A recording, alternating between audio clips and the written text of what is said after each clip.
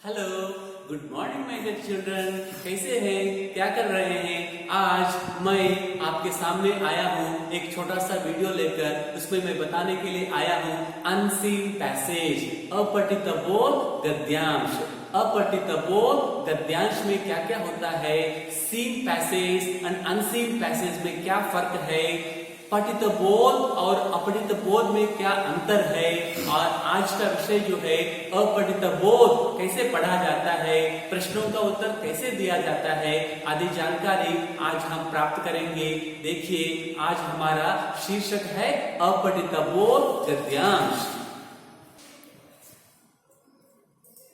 हिंदी में भाषा की अभिव्यक्ति की दो मुख्य धाराएं हैं, गद्य और पद्य। गद्य में कहानी, अनुच्छेद, निबंध, संस्मरण जैसी और कई विधाएं हैं। वहीं पद्य में छंद, दोहे, कवित्व, सवैया, कविताएं आदि आते हैं।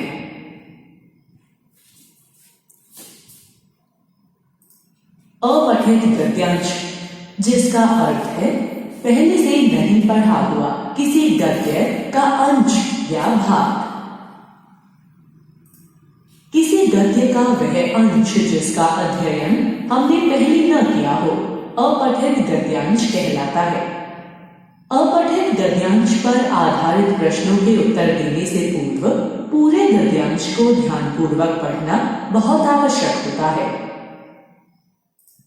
अपठित गद्यांश से संबंधित कुछ महत्वपूर्ण बातें।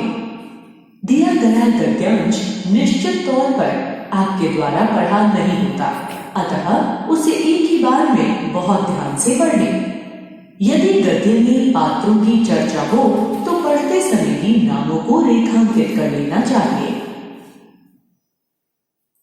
अपठित गद्यांश के आधार पर पूछे गए प्रश्नों का स्वरूप दो प्रकार का होता है, गद्यांश के लेख से संबंधित और दूसरा व्याकरण से संबंधित। गद्यांश के लेख से संबंधित जिसके अंतर्गत गद्य को उपयुक्त शीर्षक देना, केंद्रीय भाव लिखना, घटित घटनाओं से संबंधित सारांश लिखना, शीर्षक की उपयोगिता बताना जैसे प्रश्न पूछे जाते हैं। व्याकरण संबंधी प्रश्नों में संज्ञा, सर्वनाम, क्रिया, विशेषण और अव्यय के भेदों, शब्द के भेदों जैसे पर्यायवाची, अनेकार्थी, श्रुति संभिन्नार्थक, मुहावरे, लोकोक्ति आदि पर आधारित प्रश्न पूछे जाते हैं। अपठित गद्यांश के आधार पर पूछे गए प्रश्नों का स्वरूप दो प्रकार का होता है। पहला, पूछे गए प्रश्न का उत्तर एक पंक्ति या 2-3 पंक्तियों में उत्तर देना, और दूसरा बहुवैकल्पिक प्रश्नोत्तर। आज हम भिन्न गद्यांशों के माध्यम से इन दोनों ही प्रकार के प्रश्नों का उत्तर देने का प्रयास करेंगे। अब एक उदाहरण देखते हैं। किसी भी नगर और राष्ट्र में रहने वाला व्यक्ति नागरिक कहलाता है। उसे राष्ट्र के संपूर्ण राजनीतिक, धार्मिक एवं सामाजिक अधिकार प्राप्त होते हैं। नागरिक राष्ट्र का महत्वपूर्ण अंग होता है। राष्ट्र द्वारा दिए गए अधिकारों का सही प्रयोग करने वाला व्यक्ति एक कर्तव्यनिष्ठ कहलाता है। प्रत्येक नागरिक का कर्तव्य है कि वह अपने अधिकारों के साथ साथ कर्तव्य का भी पालन करे। यदि वह अपने कर्तव्यों का सही पालन नहीं कर पाता है तो उसे अधिकारों का पूर्ण लाभ प्राप्त नहीं हो पाता है। प्रत्येक नागरिक का कर्तव्य है कि वह चरित्रवान, ईमानदार बने। प्रत्येक व्यक्ति के प्रति अपने हृदय में स्नेह और आदर की भावना को उजागर रखना चाहिए। किसी अन्य व्यक्ति के धार्मिक विश्वासों की निंदा नहीं करनी चाहिए। उसे सभी धर्मों का सम्मान करना चाहिए। सबके साथ भाईचारे की भावना रखनी चाहिए। जैसे सूरज और रोशनी का साथ होता है, वैसे ही अधिकार और कर्तव्य का साथ होता है। गद्यांश के आधार पर पूछे गए प्रश्नों के उत्तर दें। उत्तर के लिए क्लिक कीजिए।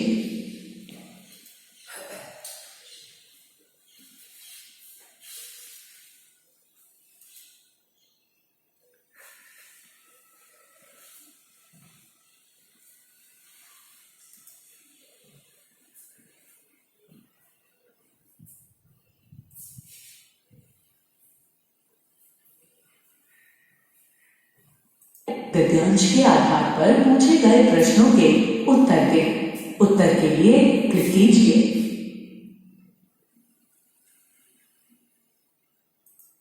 स्वतंत्रता से पहले नारी की स्थिति भारत में शोचनीय थी।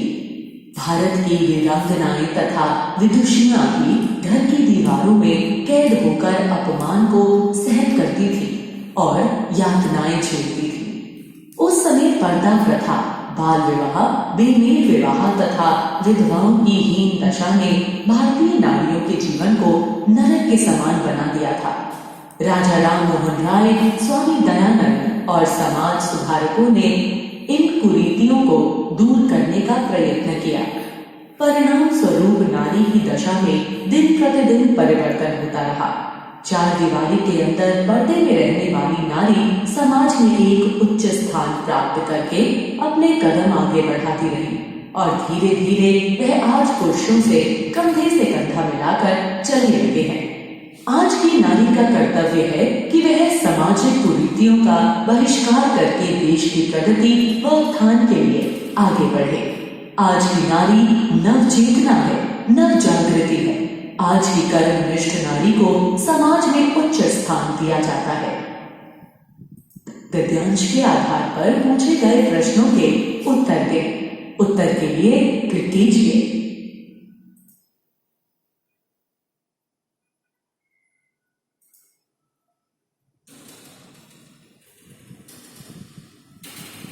गद्यांश के आधार पर पूछे गए प्रश्नों के उत्तर दें। उत्तर के लिए क्लिक कीजिए।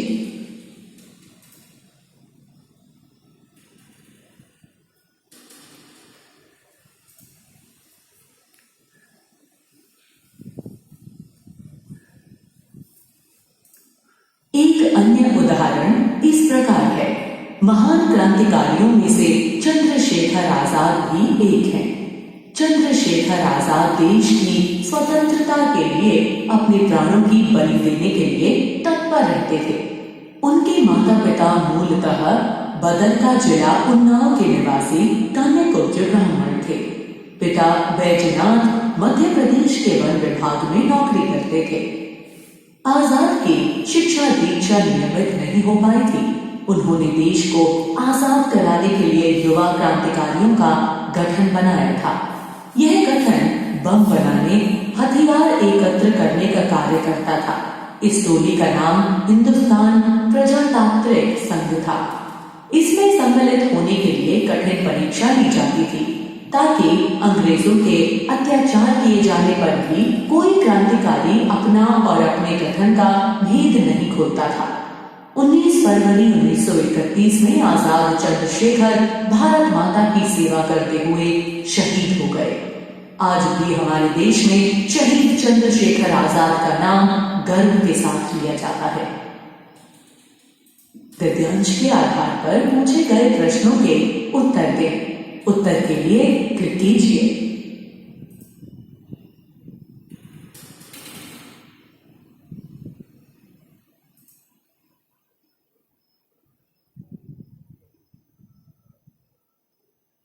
गद्यांश के आधार पर पूछे गए प्रश्नों के उत्तर दें। उत्तर के लिए क्लिक कीजिए।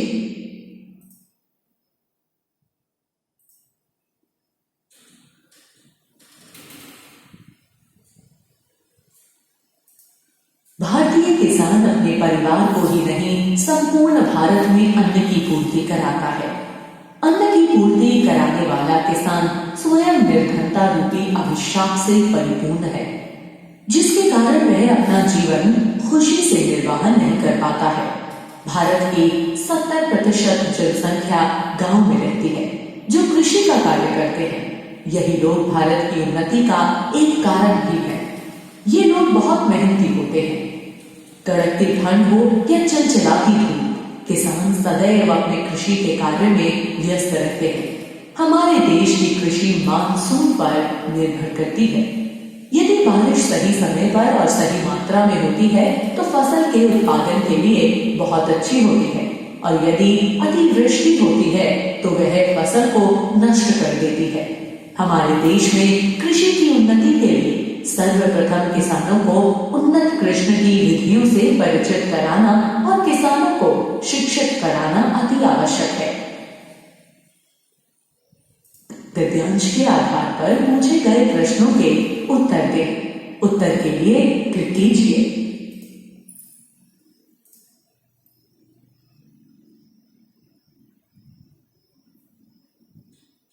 गद्यांश के आधार पर पूछे गए प्रश्नों के उत्तर दें। उत्तर के लिए क्लिक कीजिए।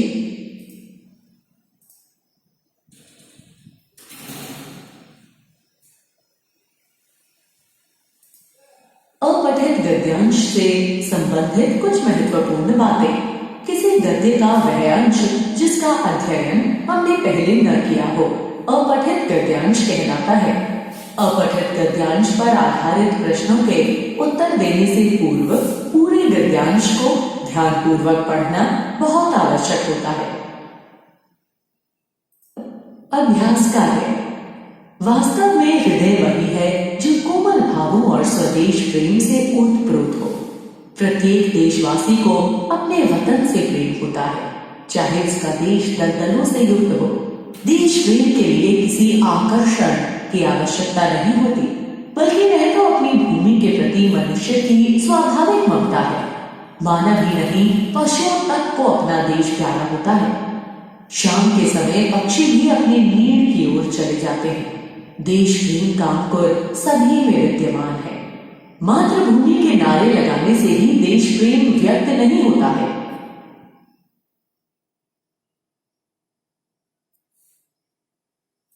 गद्यांश के आधार पर पूछे गए प्रश्नों के उत्तर दें। उत्तर के लिए क्लिक कीजिए।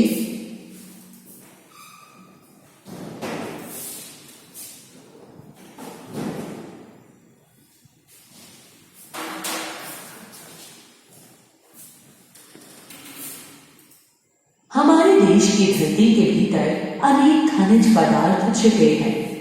लोहा, कोयला, सोना आदि की अनेक खानें इस देश को ऊपर ले जाने में सहायक हो रही हैं। नदियों के ऊपर बड़े बड़े बांध बनाए गए हैं, उनकी नहरों द्वारा सिंचाई होती है। बिजली पैदा करके कल कारखाने चलाए जा रहे हैं। इस विज्ञान की दुनिया में हमारा देश किसी से पीछे नहीं है। यह दिन और रात चौगुनी तरक्की कर रहा है। देश को उन्नतिशील बनाने के लिए पंचवर्षीय योजनाएं बनाई गई हैं और उन योजनाओं की मदद से देश हर क्षेत्र में तरक्की कर रहा है। अणुशक्ति के क्षेत्र में हमारा देश रूस, अमेरिका, जर्मनी, फ्रांस आदि देश की श्रेणी में आ पहुंचा है। हमारे देश का यही रोचक इतिहास है। गद्यांश के आधार पर पूछे गए प्रश्नों के उत्तर दें। उत्तर के लिए क्लिक कीजिए।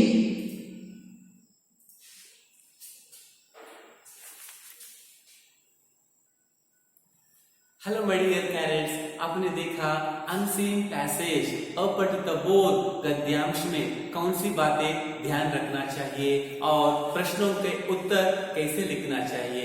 मैं समझता हूँ यह वीडियो आपको बहुत पसंद आया होगा और दिए गए अभ्यासों का उत्तर आप अपनी नोटबुक में जरूर कीजिएगा।